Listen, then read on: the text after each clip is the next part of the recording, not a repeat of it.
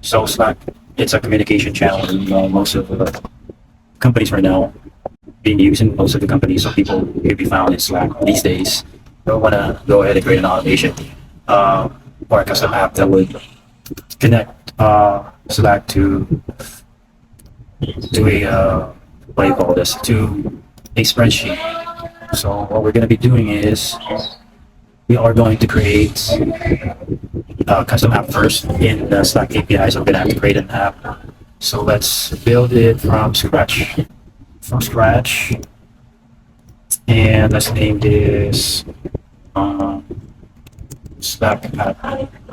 And this is the channel, the workspace that I created. So I'm on Slack. I created a Slack which we're going to be using for testing. So let's create an app now. And then you'll see this incoming webhook. You can select either this or this. Anyway, they both lead to the same website. So we're going to enable this. So this is now your webhook. Let's add a workspace to it. Here. So in our case, we are doing this in the automation channel. So this channel, this is where we're going to be interacting with this app that we're creating. So we're hitting allow. Okay, there you go. So this is the webhook URL. We are just basically going to place this in our code. So we are going to create a variable first. We're going to be using the URL of the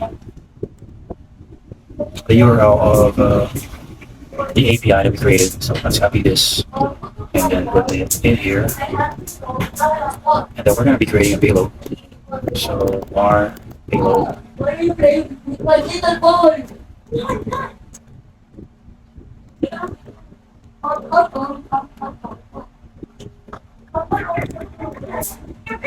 The payload is actually just too easy. It just says text and then whatever you put, whatever you want to put in there. So let's just test this. Copy it as it is. So payload is equals to that text overload. So this is just going to be our testing. Of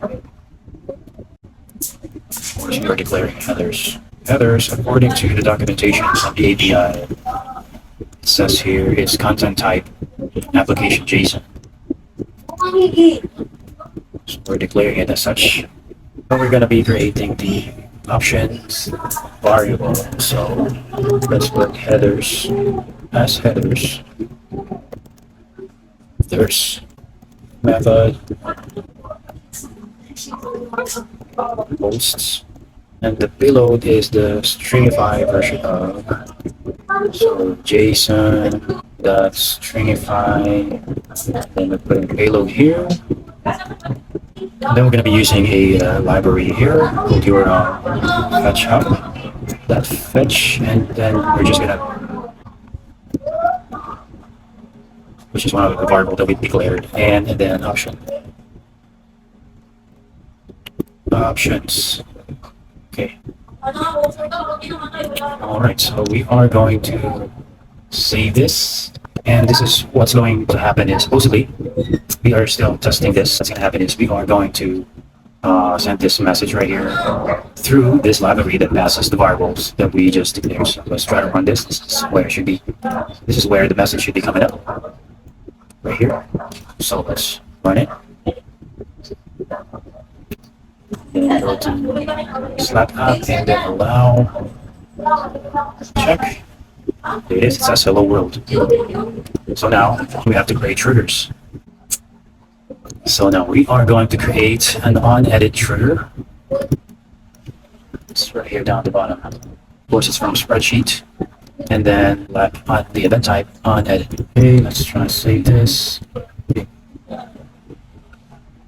So there it is. We just got the trigger. Go back to the script right here. So we're going to create an if statement here. If e.range dot get column equals.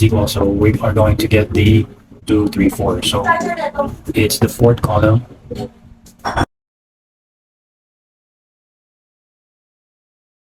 So there it is. And event here. And then we're going to declare variables. Okay. Of course.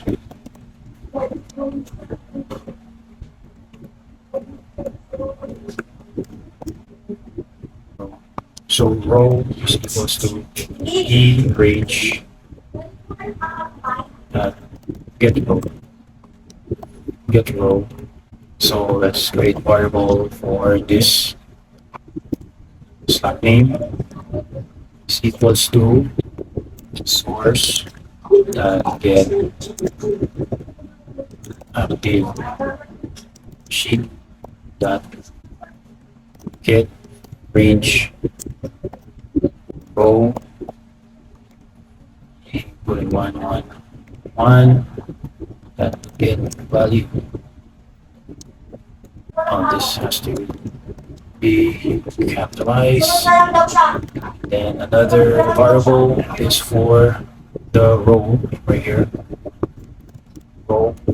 So we just basically copy this, change it to because row is on the second column of one row.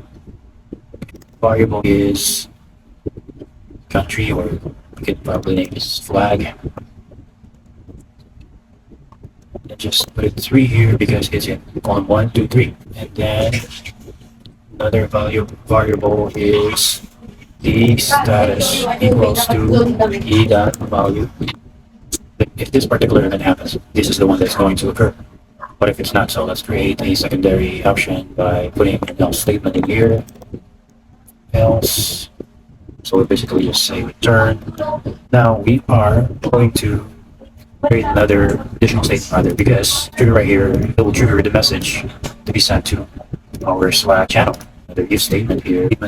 If status dot to lower case equals to, should say send, and we're going to enclose.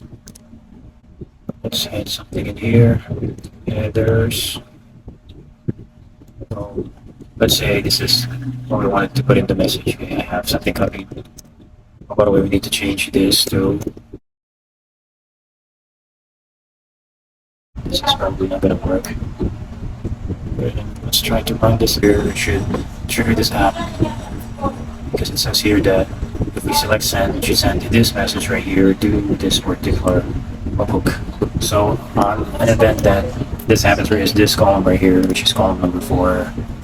These are the rows where it's going to get the information from. Flag name, like here, row, here, country, which is flag, the status is whatever value that we'll be selecting as a trigger.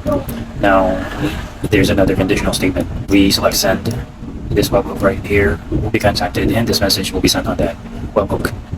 So now let's try it. Name. Say is a developer. There you go. Let's try another one.